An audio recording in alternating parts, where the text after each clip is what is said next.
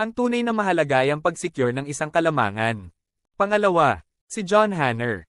Nakasut lang siya, upang mapanatili ang kumpletong katahimikan. Tungkol sa mga pangyayari noong gabing iyon. Paliwanag niya habang nagsasalita sila.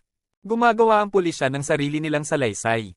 Sa pamamagitan ng pananahimik, pinipigilan ni Yanso ang mga opisyal na magtipon pa. Incriminating evidence laban sa kanya. Dagdag pa, itong katahimikan. Nagpapahintulot sa kanila na alalahanin ang aktwal na diskarte ng pulisya. Sa kaso, habang nag-uusap siya, nakita ang punong parke na nagtatanong kay Son Han. At pagkuha ng Officer Han Bile's statement.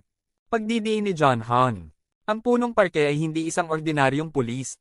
He meticulously nangangalap ng impormasyon sa unang kamay.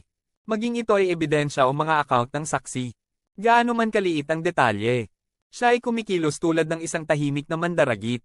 Matiyagang naghihintay ng tamang pagkakataon. Sa sandaling makilala niya bilang isang kahinaan. He strike decisively through sa mga babala ni Jun Han. Natuklasan ng punong parke ang Yansos. Nebulizer sa pinangyarihan ng krimen. But ops na huwag isumite sa evidence room. Mamaya nakipag-ugnayan ng punong parke sa pagluluto kasama ang ama. Tableta ng Mr. Gang. Upang ipaalam sa kanya ang kanyang pagkamatay. Nagpatawag siya ng gang pill sa police station. Upang makuha ang kanyang pahintulot. For Gok ay autopsy. Ito ay nagsiwalat na Gok alak. Hindi naging malapit ang gang pill. Nasa papel lang ang relasyon. Dahil sa gang pills maikling kasal sa Gok ay ina. Matapos mamatay ang kanyang asawa dahil sa cancer 3 taon na ang nakararaan. Lumipat ang gang pill at hindi na nakakita ng lutuin mula noon. Mamaya pinirmahan ng gang pill ang autopsy consent form. Nagpapahintulot. Ituloy ng pulisya ang kanilang investigasyon mamaya. Ang mga magulang ng Hyunsos ay ipinatawag sa himpilan ng pulisya. At magbigay sa isang silid upang makipag-usap ng pribado sa kanilang anak. Unbeknownst sa kanila, Chief Park eavesdrop sa usapan. Sa pamamagitan ng CCTV camera. Nang malaman ng tungkol sa presensya ng mga magulang ni Hanso. Nagmamadaling pumunta si John Han sa istasyon.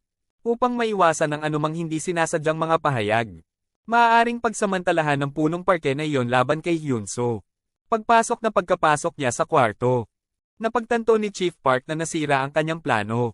Sa kabutihang palad, aidmanda ni Hayon. Wala siyang sinabi na maaaring maglagay sa kanya ng problema. Mamaya sa detention cell, si John Han. At bumubuo ng Hyanso. Tungkol sa pagsubaybay ng punong parke sa kanilang pagpupulong. Idiniin niya ang kabigatan ng sitwasyon. Ngunit nananatiling dumating ang Hanso. Na nagsasabi na sinabi lamang niya sa kanyang mga magulang ang kanyang kawalang kasalanan. Nakikita ang kawalan ng pag-iingat ni Hyunsos. Si John Han. Payo sa kanya. Upang isaalang-alang ang sitwasyon mula sa pananaw ng isang hukom. At maging mas maingat sa kanyang mga salita. Ayon kay Jun Han. Malamang natingnan ng hukom na si Hanso ang may kasalanan. Dahil sa presensya ng kanyang mga fingerprint. Sa buong pinangyarihan ng krimen. May bahid ng dugo sa kanyang katawan. At ang dagwang kutsilyong hawak niya. Naniniwala siya sa kabila, Hyansusan system sa pagpapahayag ng kanyang kawalang kasalanan. Ang katotohanang sinasabi niya ay hindi magpapakilos sa mga hinala ng mga hukom. Samantala, ina-update ng Chief Park ang komisyoner sa kaso. Paglalahad ng lahat ng ebidensya. Nakaturo dito at nagdemanda bilang salarin. Puti ang tanong ng komisyoner. Punong parke. Hindi pa ni-refer ang kaso sa prosecutor. Ibinigay ang matibay na ebidensya pro-Plex Chief Park 6. Gabay sa mga susunod na hakbang. Ang komisyoner. Pinapayuhan siya na kumuha ng pag-amin mula sa Hyanso. Hinikayat niya si Chief Park na ang paglutas sa kasong ito ay magpapahusay sa kanyang karera. Potensyal. Humahantong sa isang posisyon ng tiktik sa isang legal na kumpanya. Pag-aari ng isang kaibigan. Pagkatapos ng kanyang pagreretiro, pagkatapos ng pagpupulong sa komisyoner, bumisita si Chief Park kay Yanso at ibinalik ang kanyang nebulizer. Sinusubukang magmukhang nagmamalasakit at nakikiramay. Para mag-coax, karagdagang impormasyon tungkol sa gabi ng krimen. Galing sa kanya.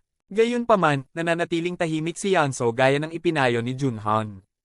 Chief Park sinusubukang pukawin maaari kaya laban sa Hunyo Han. Iminumungkahi na dapat malaman ng abogado ang buong detalye. Bago magsulong para sa kanilang mga kliyente. Magalang na tinanggihan ni Tienso ang punong parke. Iginiit na hindi siya dapat makipag-usap sa kanya. nang wala ang kanyang abogado. Kasunod ng pakikipag-ugnayang ito, nagpa siya ang Chief Park na magpatuloy. Handang Hyeonso sa prosekusyon. Kumbinsido sa bigat ng ebidensya. Laban kay Tianso. Tiwala si Chief Park na siya ang may kasalanan. Sa susunod na araw, binigyan si Yeonso ng damit para palitan. Kasama ang isang pekeng Gucci t-shirt. Agad namang hinala ni Jonhan ang motibo ni Chief Park. Naniniwalang sinusubukan niyang sirain ang imahe ni Yeonso. At gawin siyang dalisay. Hindi gaanong kapanipaniwala o mapagkakatiwalaan. Nakikipagtalo siya sa ang mga opisyal. Ngunit ibinasura nila ang kanyang mga alalahanin at i-escort si Hyan Swade. Tagayusig ng korte Tay. Hinihiling niya sa hukom na manatiling Hyanso at kustodiya. Saydang 117 piraso ng ebidensya. Na pinatunayan umano ang kanyang kasalanan sa pagpatay. Nang tanungin tungkol sa kanyang pagkakasangkot, pinananatili ni Yeonso ang kanyang pagiging inosente. Yohan at nagpetisyon sa hukom na palayain si Yeonso. Itinatampok na siya ay isang tipikal na estudyante sa kolehiyo, na walang criminal record. He argues na ang prosecution's kaso na pagtanto, sa pangyayaring ebidensya, sa mga pahayag ng saksi. Walang direktang saksi sa krimen. Sa makatuwid, ipinagtanggol ni Jonhan na dapat pagbigyan si Hyunso. Inilabas upang sapat na maghanda para sa kanyang paglilitis. Prosecutor Tay humarap siya sa judge. Binibigyang diin ang kabigatan at kalupitan ng krimen. May matibay na ebidensya laban kay Hyunso. Nagpa siya ang hukom na magpadala sa kulungan habang nakabinbin ang karagdagang paglilitis. Sinasabi na, mananatili siya doon hanggang sa mapatunayan ang kanyang pagiging inosente.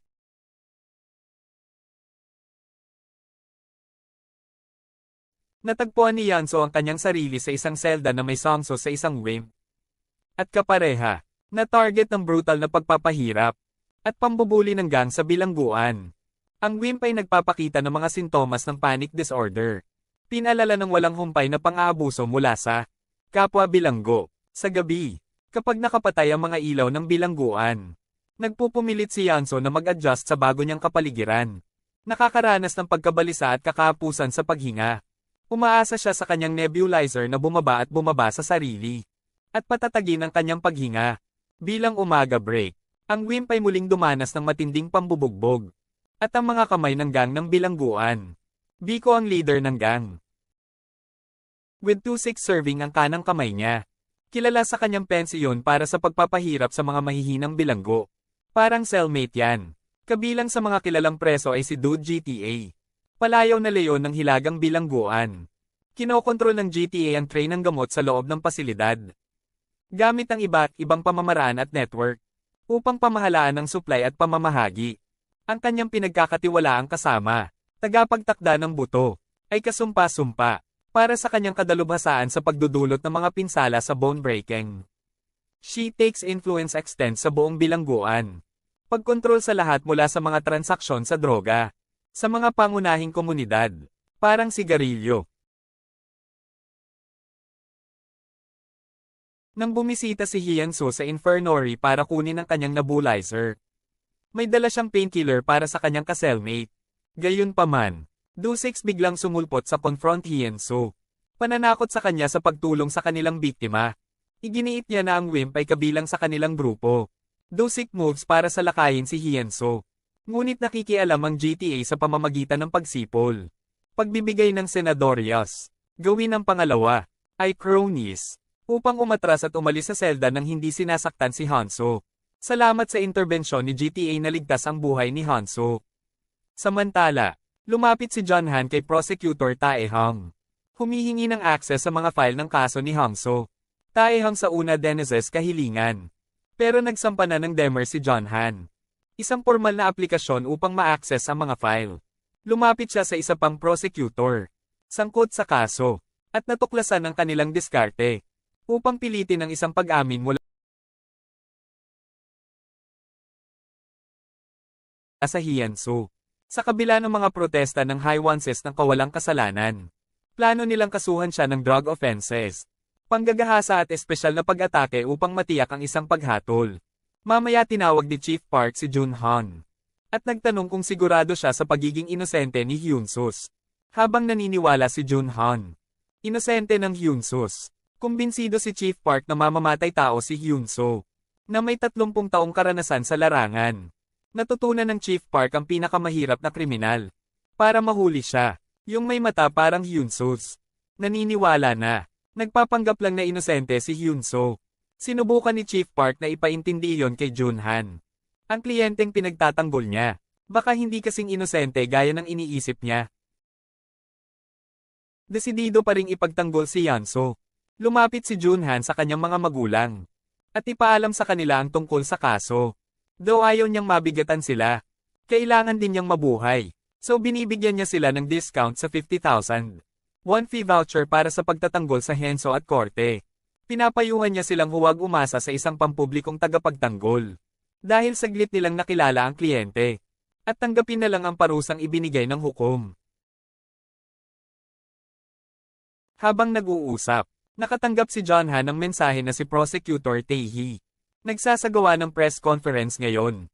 Sa kanyang press conference, inilalarawan ni Tae-hee na si Hyun-soo ay isang rapist at mamamatay tao. Ipinapaalam sa publiko kung paano niya ginawa ang krimen.